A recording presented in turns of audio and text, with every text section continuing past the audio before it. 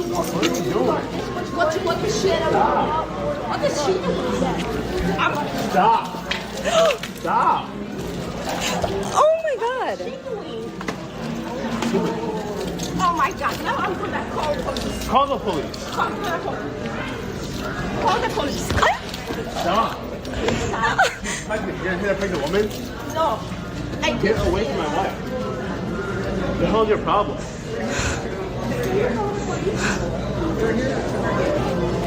you call the police? Get away. I, Get away from me. Go. What's your problem? What's your problem? What's your problem? Can you get away from my wife? Can she stop? I'll punch you. Get away from me. I'm gonna punch you too. Punch me. Okay. What the hell? On November 16, 2024, law enforcement officers in Downers Grove, Illinois, executed a planned arrest operation at a private residence following a volatile altercation inside a Panera Bread the previous day. This incident serves as a profound case study in the intersection of political expression, constitutional rights, and criminal liability, illustrating how quickly a verbal dispute over a piece of clothing can metastasize into serious felony charges. Understanding the mechanics of this interaction is vital for any citizen, as it dismantles the common misconception that being a law-abiding person with no prior record provides immunity when emotions override judgment in a public space. Contact with the other individuals. 7-4.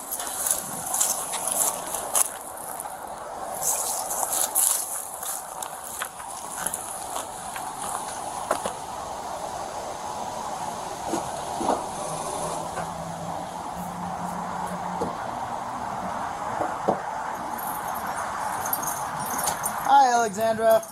Hi. How's it going? I just gotta have a couple of words with you real quick, okay? Sure. Okay. So here's the situation. Okay. So yesterday you had an incident in Panera, correct? Right. Okay. So due to that, there are charges for battery that are placed against you. Okay? Against me?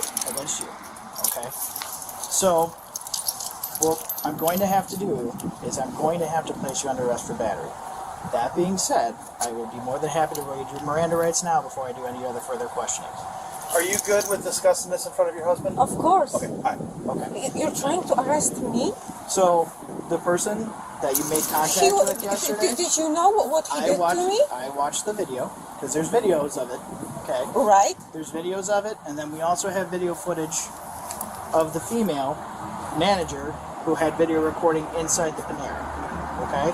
So, per their manager, and per the video that we watched, okay, it shows you as the initial aggressor, okay? I didn't do anything. I he just stepped in front of me, and I said, well, I don't like what you're wearing. Okay. So again, we'll be going back to the PD, and we'll have a further discussion on it, okay? But if you don't want to speak further, I can read your Miranda rights now. And then we can do it again at the PD. If you don't want to give any further statement on it now, that's fine, but... Can you say what actually happened or what the video shows? So the video shows an altercation between your wife and a male party who is in between his wife, who is recording your wife due to her actions that happened at the Panera. No, her wife was recording you, me. yes. So I said stop recording because I'm talking to him. I didn't attack her. I didn't have any. I didn't Did you attempt to grab the phone? Yes. Okay. So she's allowed to record you. It's a public area. So it's unfortunate as it is, you're allowed to record people at a public area. Okay? So you can't be grabbing people's phones. Okay? I didn't. I understand. Okay? So again, just for the sake of everything right now, I'm gonna read you your Miranda rights. Okay? After that, we are gonna be placing you under arrest for battery. Okay? Well, what do you mean? We're going to be placing you under arrest for battery. But what does this mean? Okay, so in the state of Illinois, a battery is anything. No. What means to arrest? I'm gonna go to. We'll be transporting to the Downers Grove Police Department. And we will be booked and processed. Okay. That doesn't mean that you're going to jail. Okay. But it does mean that we do have to take you back to the police department. We have to go through the procedures that we have. Okay? And then a state's attorney will decide what happens next. Okay? So my just, daughter is so just right off the bat, you have the right to remain silent. Any statement you make can be used against you in a court of law. You have the right to an attorney and to have an attorney present with you during any questioning. If you cannot afford an attorney, one will be appointed to you, represent you before any questions. You have the right to terminate this interview at any time. Okay? Do you understand the rights that I've read to you? Yes. Okay. So I just need an acknowledgement on it. I understand that you're saying it, but do you understand the rights? No, I really, I will. Okay, so it's in not, layman's terms, it's not in my layman's terms, native language. just in regards to this, in layman's terms, okay, you have the right to an attorney, okay? You do not have to give a statement, okay? And you have a right to an attorney, and that attorney can be present with you when we go back to the police How department. do I get attorney?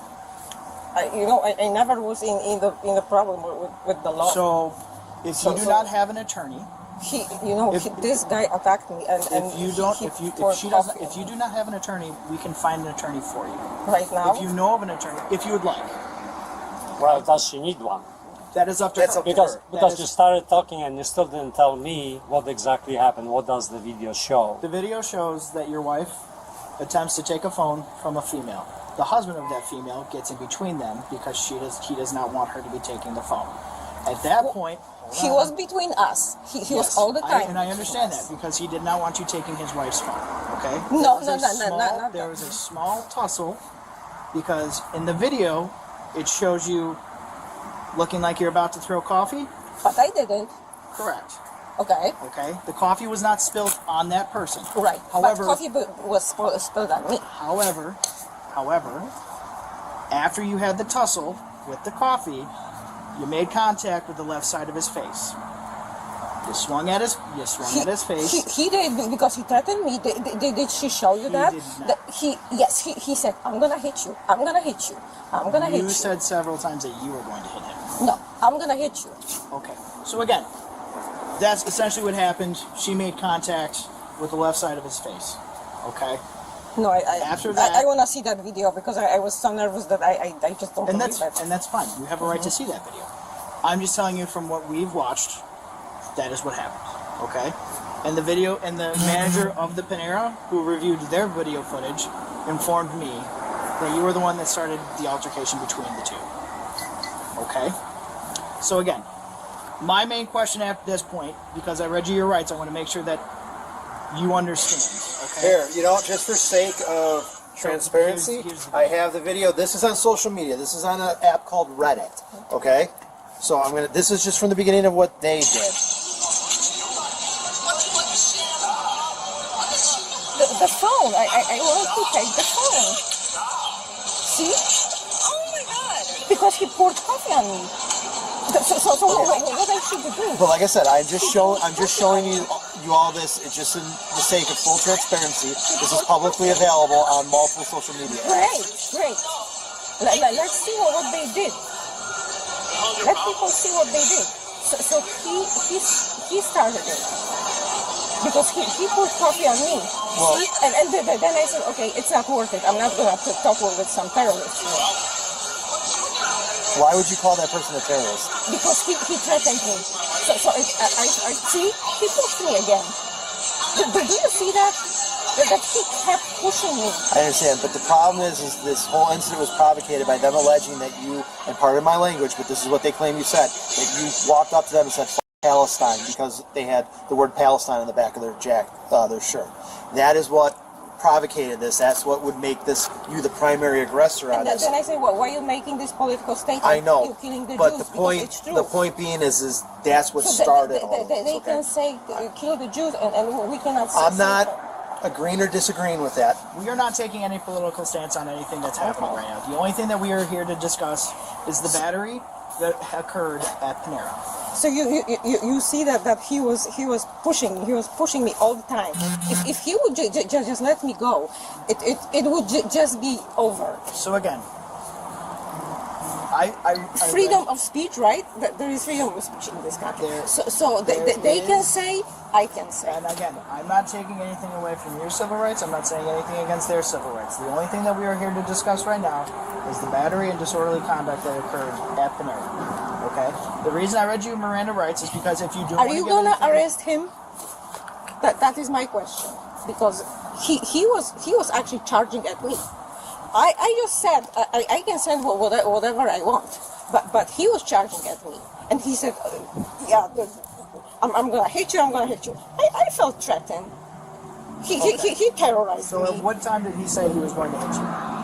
Because if it was during that video, Oh, I'm sure she got rid of this. I was wondering if that's why I didn't want her. So did that occur prior to you pointing at them and saying what you said, or did it happen after the fact in between? After at some point we were already like in disagreement. So I just I don't know exact moment, but I know we were like in. I think I don't know if it was before or after he poured the coffee on me, but he threatened me. I swear. I mean, Okay. it doesn't matter. So again, I just want to clarify because I want to make sure that it's for our He purposes and threatened for the purposes further. Did you understand what I explained? Okay. Can you explain it to her so that way she would understand it? Well, don't say anything anymore. He read you the rights, that you have the right to the attorney and you don't have to say anything, whether you'll be guilty or not guilty, or you don't have to say anything, okay? Because they're gonna use everything this against is you. injustice. Well, it is injustice, obviously, but that's how they do stuff, so... So you know. again, I've read you your Miranda rights. I will do so again once we get back to the police department, okay? At this time though, okay, whatever belongings that you do not want coming with you, I suggest you leave with your husband. We will then have to place you under arrest and we will be taking you back to the police department. Can I go with her, or... You can go to the PD. You can't go with her in one of our squad But you cars, can but come you're to the more than station. welcome to go to the station. You would just have to drive there yourself. We can't take you in the squad car. Oh, I always wanted to. Where is the police So it's station? at 850 Curtis in Downers Grove. Do you know where downtown Downers Grove is? Kind of. Yeah. Best way to get there is you're going to take Fairview north, okay, and then you're going to take a left-hand turn onto Maple, and you will Okay. take Maple until Belden. I'm Belden. freaking hungry. I need to drink something. I mean, it's just ridiculous. I can't. And then to Belden make will dinner. tee into Curtis, and you'll see our new building. You'll see the I mean, guys, do you see Can what she are she you get doing? ready of this? You guys can go inside the house. It's Yeah. not like you need to surround the house or Surround the anything. house. We have no Yes. intentions of like surrounding the house. That's why I said if there's anything that she needs to leave with you, she's more than welcome to. Okay. Well, I'm gonna go Yeah. after you. But guys. unfortunately, at this point right now, she's being detained and eventually going to be arrested, so she cannot leave where we're at. That's my point. She can go to the bathroom. That's why I said you guys can go to the She can go to the house. washroom as soon as we get to the station. Yes, we have facilities at the station that she is more than welcome to use. Okay. And if she is thirsty, we have water. We'll provide her with water. If she would like a snack, we can provide her with a snack. We're not just going to let her go to the PD and then let her starve and be dehydrated. We're going. If she would like water, we can get her water. If she would like something to eat, we can get her a snack to eat. Okay. So that's what I'm saying. If there's anything that she doesn't want brought there, she can leave it with you, and then we will place her under arrest. We'll take her back to the police department, and then you can follow us to the police department, or you can meet us there. This is I so will, crazy. I will follow since I can Okay. go with you This- guys. this Can I is get so- dressed so- up? Yes, you can. You can get dressed. Unfortunately, your wife has to sit here. We will wait until you get back. Man, why don't you give your husband your purse? I mean, you don't need it. I do need it. Okay, that's fine if you want to bring If you want to bring it, it's just like I said. It's just if it's extra stuff. If you don't want to bring Well, it. then My- doesn't my- she need my- like my ID daughter and is- stuff? is- Because then you're gonna ask for ID and she won't have ID. So So, we- then you're we- gonna say like, oh, you have we no already ID. have we that. already have her identification. But information. if you bring your purse with you, we have to search that entire purse and all its contents. So I'm That's just why trying to we- help with your privacy. So if you don't want us to go inside your purse, You can bring your wallet and your Yes. phone if you want. That's fine. it's just and then leave the rest it's of the per our purse. policy at the department. If she brings a bag, we So, have to search so the people basically copied the license plate. That's how this thing started. I mean, how did they know her name and address and everything? And suddenly 4 cops show up here. So we were able to get her information from Panera. via our computer. Okay, but computer is not so smart. Somebody had to input the information in the computer. So I'm asking, So a how do you go? third party person informed us of her information. Of course. Okay, let me Yes, just go ahead and get changed. No nie, to ja mam w ogóle wziąć ze sobą. What should I take? Just take the you wallet would like with to your just take ID, your wallet so and they your won't phone. accuse you that you're walking around without ID. Exactly. You guys really, I mean... Don't say anything. Don't Okay. say anything. Do you see what Don't she's say doing? anything. Nie mów nic. Okay. My daughter is so sick. And she lives in Boston. I need to talk to her. And you We'll guys, let you make phone calls this when is we get to the station, ridiculous. okay? We will allow you to make any phone call you need to make at the police department. Why don't we just do it in front? Yeah, that's Okay. fine. All right, so, ma'am, we do have to put you in handcuffs, okay? That Oh is my part of God. the policy. We will not put you in the squad car until your husband returns. If that'll make you feel more comfortable, okay? But for the purposes You know of what, this incident, did you arrest him? I want to see him arrested for what he did. I still have Okay, coffee on, okay, on my. but On ma'am, my I was looking at this. My hair was wet, but everything ma'am, was wet. My face I know, was but wet. had you not made the comment that you made and kept on going on with it, Because he if he wouldn't react, you know, how many people attack me? Okay, because you have a silly accent or something. So I'm gonna go after them. I can't make any comment on that, man, because I'm not in your shoes. The only thing that we can make comments on are what we know. and if what you're telling me is the truth, that if someone makes fun of your comment or your accent and you don't do anything about it, I applaud you for your restraint.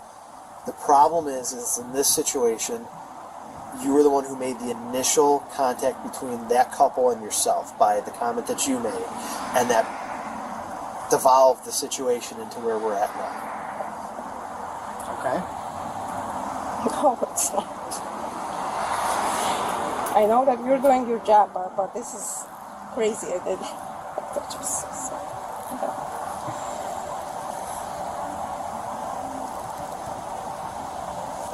Do I look like a offender or something? I just go after my life, people. Wait, I mean, there's so much, you know, wrong going on in the world, and the people who are really attacking others. And I just because I made some comment and he reacted. He actually reacted. Okay, he could say I don't know. He just, you know. Again, unfortunately, ma'am, just due to the circumstances of this, all right, Wow. because you have been identified as the main aggressor in this situation, and you attempting to grab his wife's phone out of his hand for something No, that she's allowed to do. And I understand it's No, frustrating, but She is not. I mean, because I knew if she's gonna probably delete some parts of the video where he was the you know, aggressor. and if that is the case, then that will be the state's attorney's job to figure that out. Okay? But off of what we have right now, this is what we have to do. Okay? So what we're gonna do is, to make it more comfortable for you, I will cuff you in front. So it will not be behind your back, it will be in front, okay? So the other officer here will hold on to your property. Okay? And just put your hands kind of like that. Yeah. Okay? Put the stuff in your pocket. We have to hold on to it because we've had people call and record with phones in the past, so we have to put the stuff in the front of the car. Well, so what's wrong if she's recording? If she got recorded at Panera and you're saying it's perfectly legal, so it's like double standard now. Well, we're actually recording in the car itself, but again, it's just our policy that the stuff I know, goes I'm making personal sure property that's... goes into the front of the vehicle or the rear of the vehicle, not with the person that's in the vehicle. So, I'm not going to go looking through any of this. I'm not going to try to unlock her phone, nothing like that. It's just going to go right into the front seat of my partner's So car. sit tight real quick, because I'm going to double lock this so they don't tighten on you when you're sitting inside the vehicle, okay? I'm sorry. I'm so sorry. And we'll try to keep you as up to date as we can. But sometimes this is a little bit of a hurry up and wait because we have to make phone calls to the state's attorney's office, and then they got to call us back, and then they're going to ask for information, and then we got to get that information. So I'm just telling you, like, 1 call 3, 1 female 95. So we're going to go on the other side of the vehicle here. Wow. Oh my God. Let me go ahead and move it away. It's horrible. Well, where's my phone? I have it right here. Right here. Go in the car. We will allow you to talk to your daughter as soon as you get to the police department, okay? This is so unjust. And just so you know, ma'am, there's a camera on in That's there. and good. it's That's recording. good. I'm not gonna do anything. I'm not a. I took your camera on for you.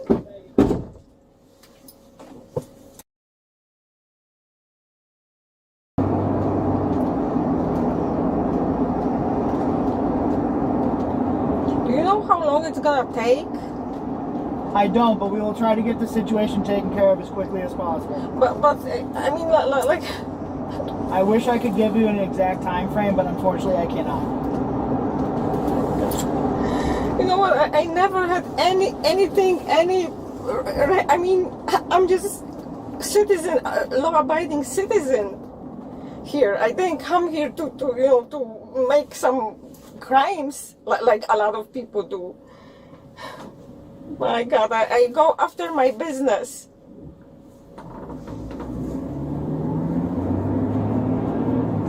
And I got actually, really harassed. I mean, this is you taking me to unknown because I have no idea what's gonna happen there. I mean, can you at least give me a heads up? Yeah, so we have to go through the booking procedures at the police department. Okay? Those booking procedures. Those booking procedures includes fingerprinting. Okay, and completing complaint paperwork. Okay. Once that is completed, then we get off the phone with the DuPage County State's Attorney's Office. All right. That is when we will determine what will happen after that. Okay. So that's why I can't give you I cannot give you an exact time frame of how long this is going to take. What I can say is that we're going to try to work as quickly as possible. Okay. Like, I'm not offended. I never did anything wrong. I mean, I have no records, guys. I'm just wife and mother. I'm sorry that I talk too much. I'm like, well, where is freedom of speech? That's. I mean, if he wouldn't attack me, and his wife was, and she was actually taping me. Well, I was trying to take. I mean, I can't be, shaken, right? Because he started attacking me.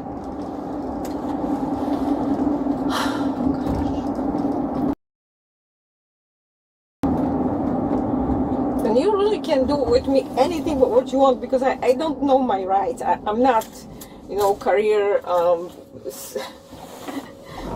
offender or something. So I have no idea what my rights are.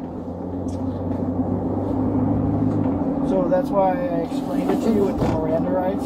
Yes, but it was so fast. I'm speaking. English is not my. I will make sure that I read them again to you. Okay. Okay. Sorry. Okay. It's like.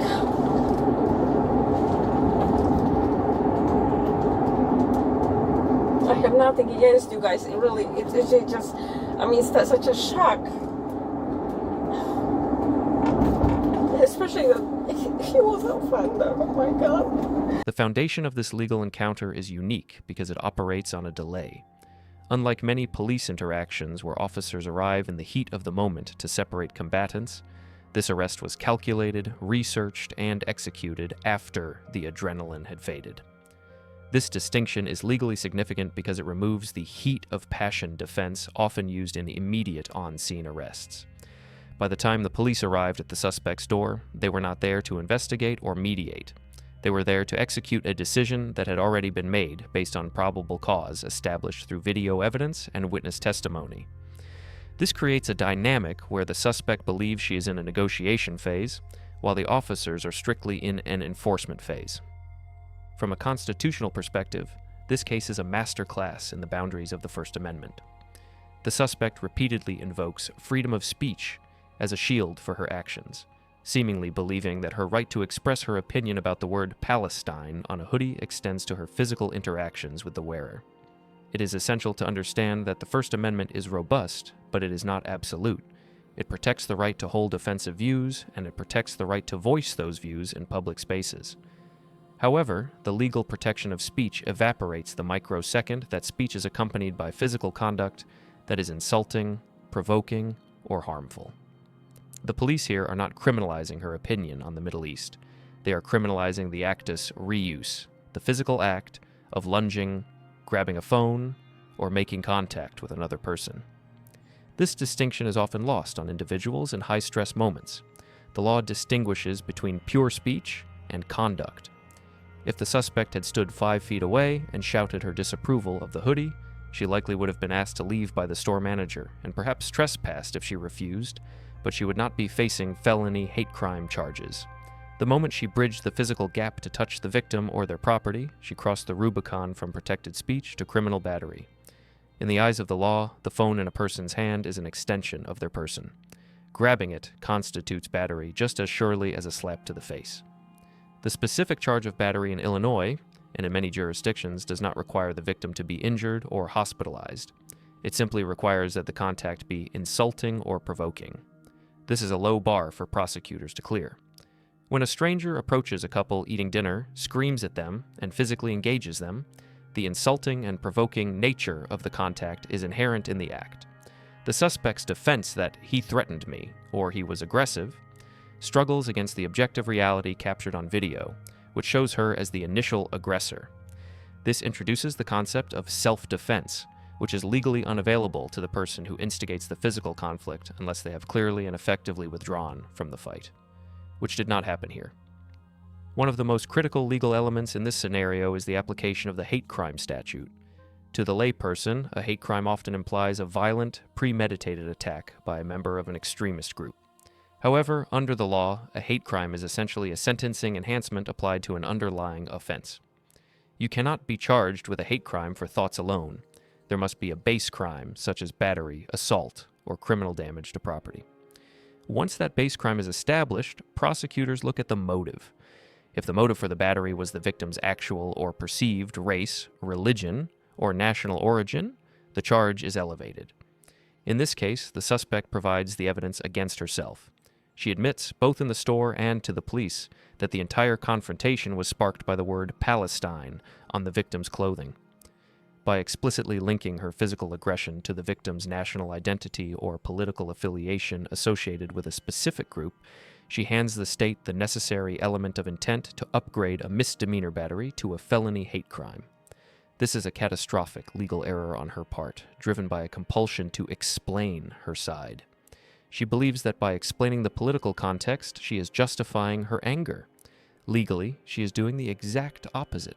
She is confessing to the specific bias motive required for the felony enhancement. This brings us to the behavioral psychology on display during the arrest at her home.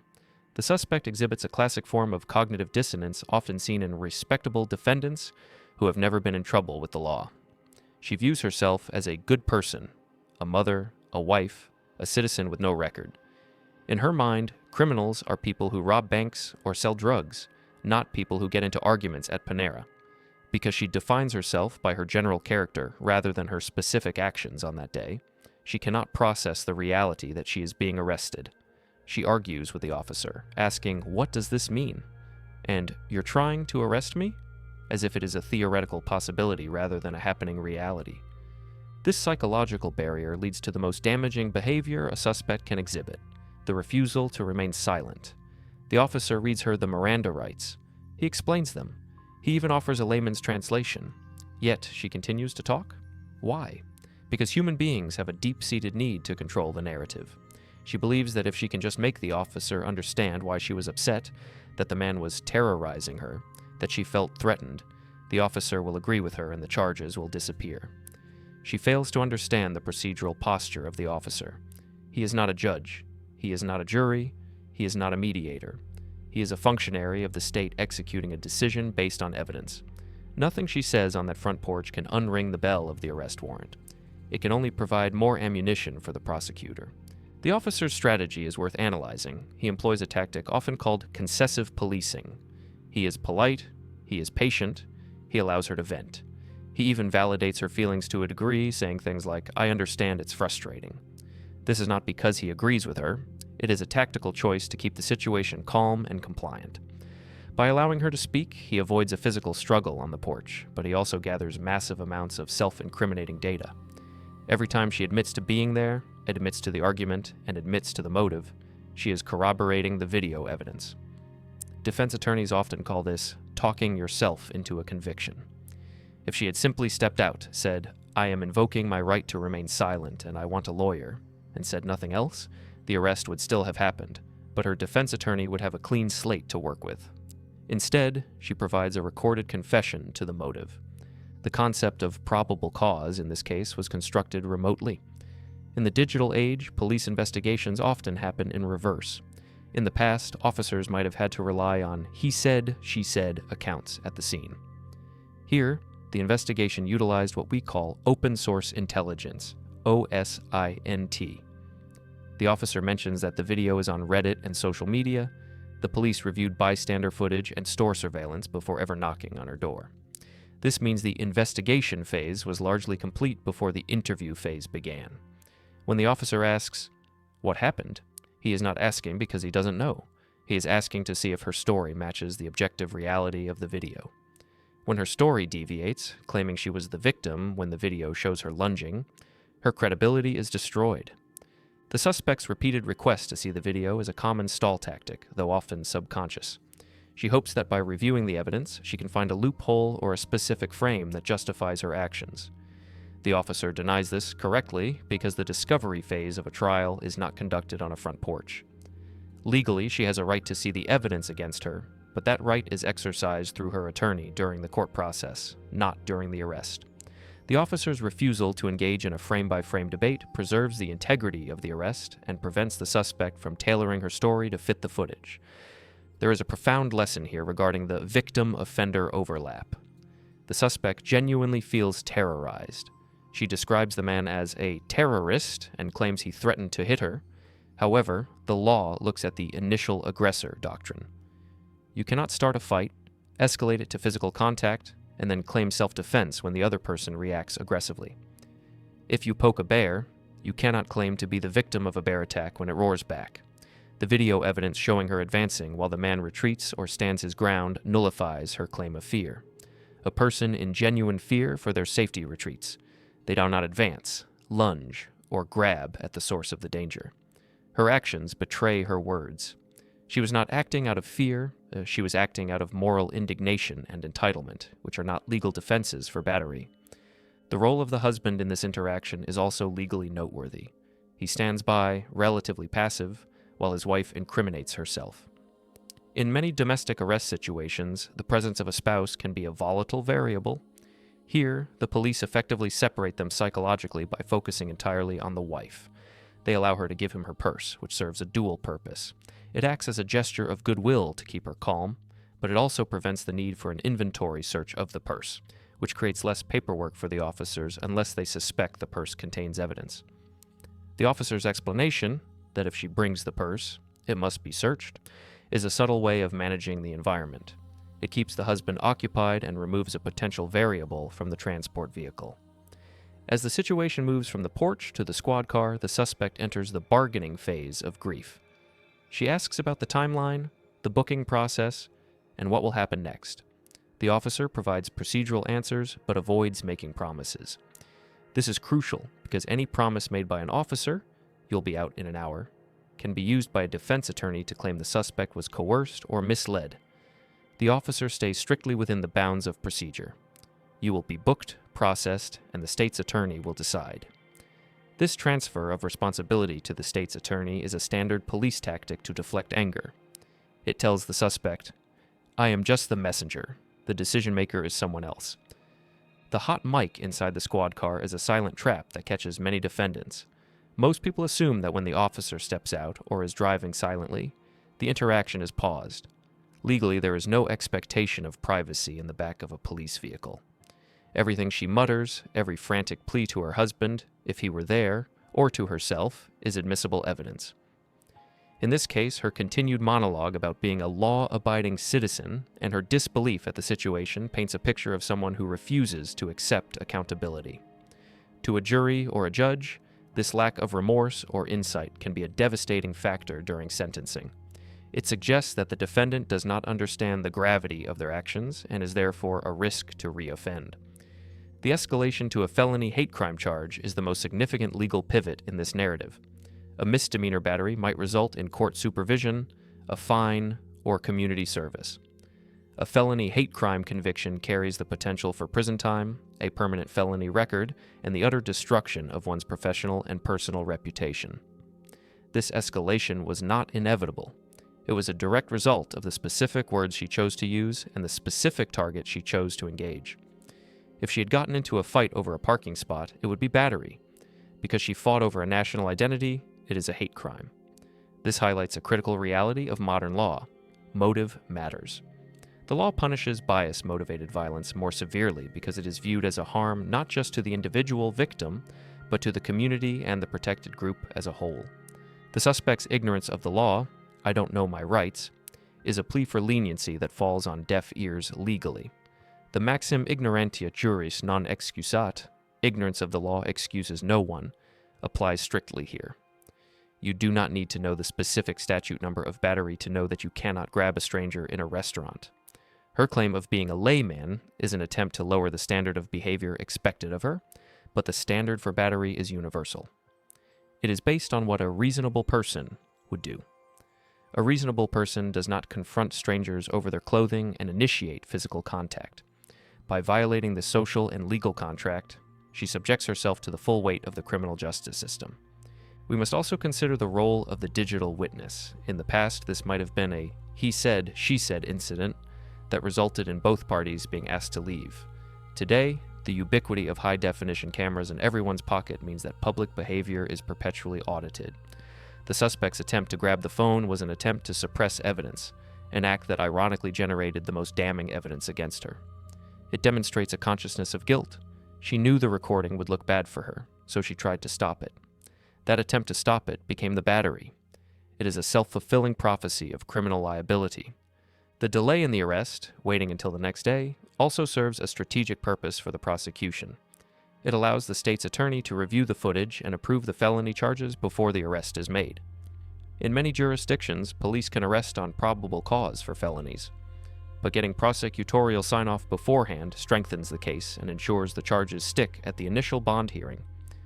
It prevents the catch-and-release scenario where a suspect is arrested on a heavy charge that gets downgraded immediately. When these officers knocked on her door, they were armed with a charging decision that had already been vetted by legal professionals, making the arrest a formality rather than an investigation. The suspect's fixation on her daughter and her need to make a phone call highlights the collision between personal life and legal consequences. The system is indifferent to your personal obligations once you enter its gears. The officer's assurance that she can make a call at the station is standard, but it marks the loss of autonomy. For a person who has lived a life of autonomy and control, the sudden stripping away of the ability to use a phone, to use a bathroom without permission, or to move freely is psychologically shattering. This shock is evident in her demeanor. She is not just afraid of jail, she is experiencing the trauma of total institutional control for the first time. At what moment did this become legally irreversible? One could argue it was the moment she walked over to the table at Panera. But legally, the point of no return was the physical contact. You can shout, you can argue, you can be rude. But the millisecond your hand touches another person in anger, you have handed your fate to the police, the prosecutor, and the court. There is no undo button for battery. Furthermore, would silence have changed the outcome? It would not have prevented the arrest, as the warrant was likely already active or imminent based on the video. However, silence would have prevented the confession to the hate crime element. By explaining that Palestine was the trigger, she did the prosecutor's job for them. A competent defense attorney could have perhaps argued that the altercation was about the filming, or about the rudeness, or about a misunderstanding of personal space. By explicitly tying her actions to the political speech on the hoodie, she eliminated those defense avenues. Silence is the only tool a defendant has to preserve their options for trial. The practical lessons from this incident are stark. First, impulse control is a legal survival skill. The ability to feel anger without acting on it is the primary barrier between a citizen and an inmate. Second, the good person fallacy is dangerous. Believing that your background protects you from consequences leads to over-talking and self-incrimination. The police investigate acts, not biographies. Third, in any interaction with law enforcement where you are the target of an investigation, the only correct words are, "I am invoking my right to remain silent, and I would like an attorney." Everything else is evidence. This case also serves as a warning about the toxicity of modern political discourse when it bleeds into real-world physical confrontations. The internet has normalized aggressive rhetoric, but the physical world still operates under strict laws regarding bodily autonomy. Bringing internet-level aggression into a Panera Bread results in real-world felony charges. The suspect forgot that she was not in a comment section. She was in a jurisdiction with a criminal code. Shutterstock. In conclusion, the arrest of this woman is not a tragedy of circumstance. It is a tragedy of choice. It is the result of a series of decisions to approach, to engage, to touch, and then to confess that systematically stripped away her legal defenses. It underscores the immense power of video evidence to cut through subjective narratives and the relentless machinery of the justice system once a line is crossed. For the viewer, the takeaway is clear. In a world of high tensions and recording devices, the ultimate power move is not to win the argument, but to walk away with your freedom intact. The cost of speaking your mind with your hands can be a lifetime of regret, a felony record, and the loss of the very citizenship status the suspect so proudly claimed.